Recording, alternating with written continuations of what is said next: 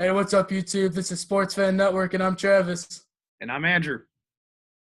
And today in our video, we will be covering the crazy day in the NFL where the Cleveland Browns have been acting like it's a Madden franchise mode, and they've made three separate trades in the same day. And in this video, we're going to be talking, do we think they're good trades? Do we think this improved their team? And how this is going to affect free agency.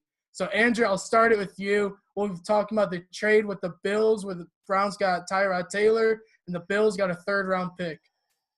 Yeah, this is a good trade for the Browns overall. Actually, I think it's a good trade for both teams overall.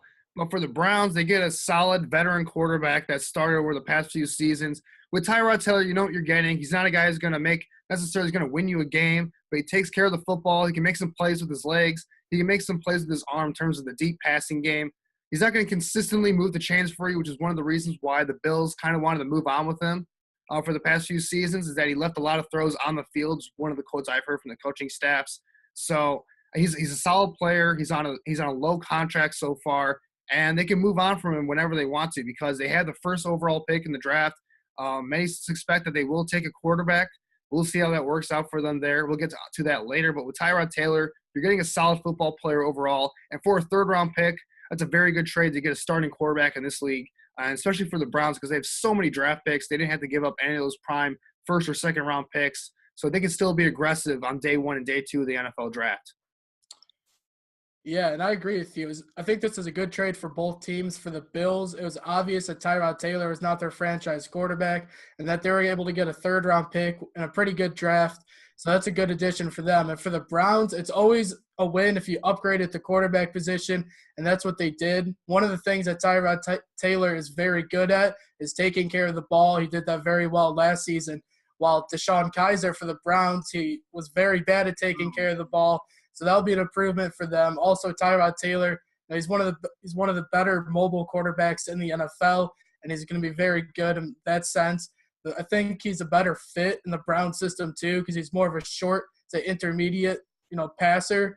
He does have some accuracy issues, but if you get that game plan going with his ability to run, I think that will help the Browns. Yeah, I compare it to Alex Smith being traded to the Kansas City Chiefs a few seasons ago. John Dorsey was a GM for the Kansas City Chiefs back then. So Tyrod Taylor's kind of in the same mold of a game-managing mobile quarterback. And I like this move for the Browns. But moving on to the trade with the Dolphins, big bombshell here as Jarvis Landry was franchise tagged by the Dolphins, but it was expected the entire time that they were going to trade him. And the Browns ended up getting the trade done, sending a fourth-round pick to the Dolphins as well as a future seventh-round pick to the Dolphins. And I think they're getting a very solid player here in Jarvis Landry. I don't think Jarvis Landry is an elite wide receiver by any means, but he's definitely a huge upgrade over what they had last season. Yeah, I mean, he led the NFL in catches last season, so I think that'll be, a big addition for Cleveland, who really needs, upgrade and outside for the wide receivers. Besides Josh Gordon, they didn't really have too much. But I think, adding Jarvis Landry, I think he'll fit very good in for the Browns. He'll be their number one guy along Josh Gordon and Corey Coleman. That's actually a pretty interesting, wide receiver core there. They're very young, they're talented, and they're going to have better weapons on the outside for Tyrod Taylor this season. But for Miami Dolphins, I think this is a good trade because it was obvious that they didn't value Jarvis Landry as their franchise guy. They didn't want to give him out big money, and I can kind of see why because he's not really a deep threat. Last season, he only averaged like 8 yards a catch. So he's not going to really break the defense, but he's going to be a good, safety valve guy for a quarterback. Yeah, I agree. I mean, he only hit 112 catches last season, but only under 1,000 yards. So, yeah. I mean, it's a lot of catches, but not a lot of productions for those catches. Part of that might be the system he was under with the Miami Dolphins. But, I mean, Jarvis Landry's a solid player still. It'll be interesting what they do with the contract for him because he's still on the franchise tag still. So the Browns have to work out a long-term deal with him. Do they pay him elite wide receiver money?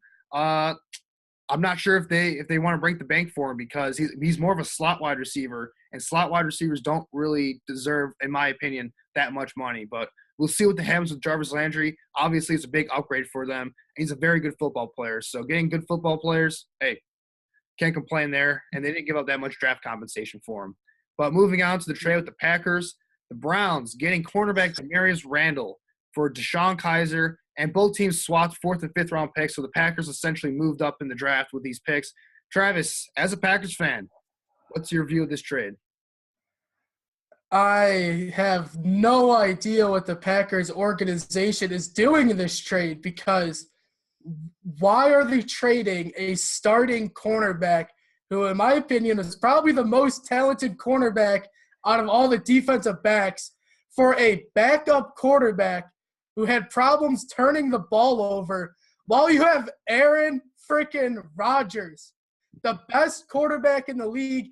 The Packers are trying to win a Super Bowl now, and they trade a starter on the defensive side of the ball, where the Packers' defense has been horrible, for a backup quarterback. What kind of message do you think that's sending to Aaron Rodgers? Like, wow, they just traded for a backup quarterback, and they're talking about contracts for him.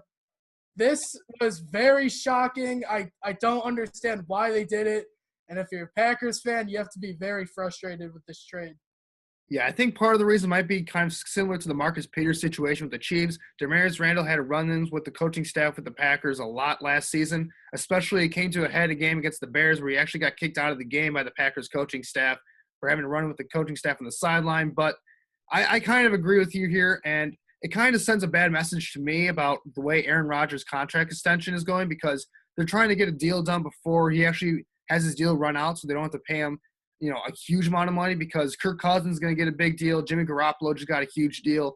And with all these other quarterbacks like Matt Ryan having his deal come up soon, Aaron Rodgers, when his contract is up, is going to get paid, and paid a lot of money. So getting that contract extension done now would probably be more beneficial for the Packers. If I'm Aaron Rodgers, I'm holding off as long as possible, though, for a contract extension, because I agree with you. You can't just give up starters like they've been doing the last few years. When you talk about Micah Hyde, Josh Sitton comes to mind. He went to the Bears when he got cut. Casey Hayward has become a quarterback 2 years in a row. Yeah, it just makes no sense that the Packers are just not willing to pay some of these stars, especially on the defensive side of the ball, which is where most of their problems have been. It makes no sense to me. And with DeShone Kizer, I heard that they really liked him going into the draft last season. But like you said, they have Aaron freaking Rodgers as their quarterback already, and he's got another at least 5 good years left in him. So I don't really understand the trade here. Maybe they see a value in terms of protecting against Aaron Rodgers potentially getting injured again, because Brett Hundley was not, he wasn't very good last season. So maybe they feel like DeShone Kizer can be a potential upgrade there.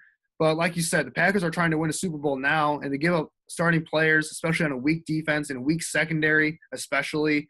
It's a bit of a head-scratcher for me. Yeah, well, that's our thoughts on the Browns making a crazy amount of trades all the entire day. Let us know in the comments below. What do you think? Do you agree with us? Do you disagree with us? Now, free agency is starting in the NFL. It's going to be very exciting. We're going to have a lot of videos about all the trades, so stay tuned, and thank you guys so much for watching. Yeah, thanks, guys, for watching.